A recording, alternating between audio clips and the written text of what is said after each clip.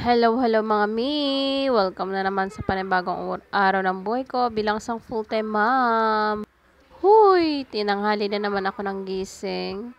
Dahil nga pa na yung gising ko ng madaling araw, mahating gabi. Tinitignan-tignan ko yung mga tatlong mga bata pala. Dahil si kuya ay may lagnat, kaya hindi siya nakapasok ngayon. So, kahit pa umaga na talaga ako nakatulog si mga around 7 or 6 a.m. na. At heto, ngayon pala ako gigising. Around 9 a.m. na siguro ito, pero tulog pa rin din dalawang bata.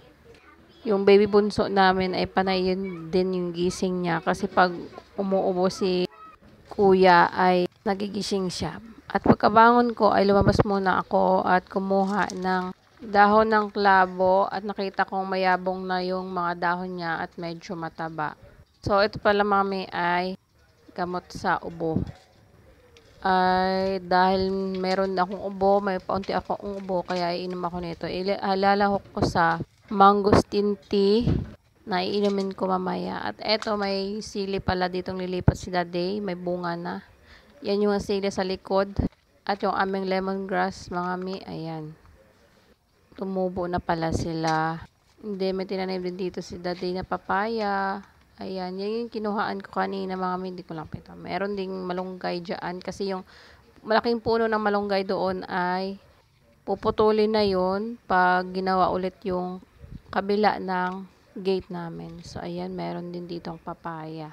Mga papaya ngayon mga mi ay galing doon yung buto niya sa tita ni Daddy. Pag pumupunta kasi kami doon ay binibigyan kami ng prutas na papaya. So, yung buto tinatabi namin at nilalagay dyan sa gilid at tumutubo na sila ng kusa.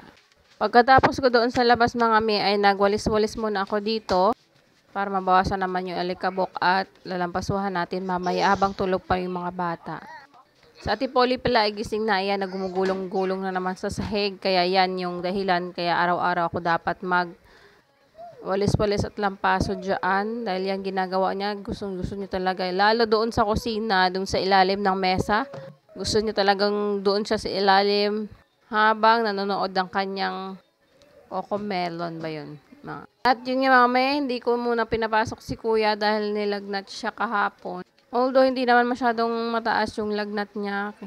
Buti nga't ganon yung nangyari sa kanya pag nilalagnat siya ngayon. Dati kasi pag ilalagnat siya ay inaabot talaga ng 40 degrees talaga. Kaya kinakabahan ako.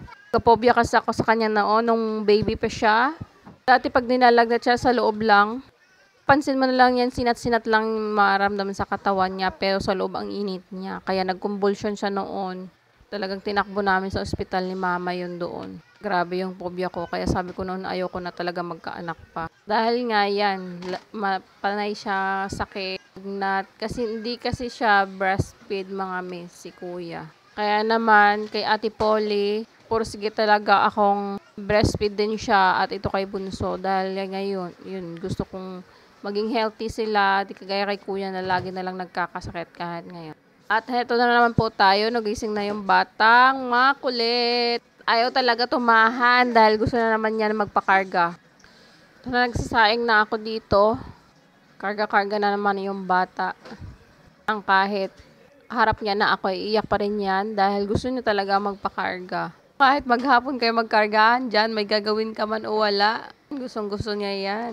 Yung alam kong gusto niya magpakarga, ay binibuhat niya talaga yung likod niya, ay yung tinataas niya. Ganon siya. Ay iyak na malakas. Yung parang sa atin sumasakit na yung lalamunan iyak.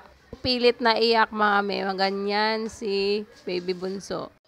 At eto naman, magtitimpla na ako ng aking tea. Ito yung mangosteen tea na nabili din natin Daddy sa online app.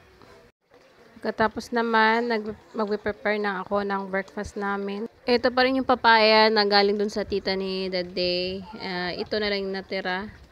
May kaunti-unting bulok na. Kailangan talagang kainin. So, sa amin dalawa to ni Ate Polly. At ngayon, di muna ako mag-egg dahil inuubo yung mga bata. Medyo pawala na yung ubo na sa kanan natin sila pakainin ng egg.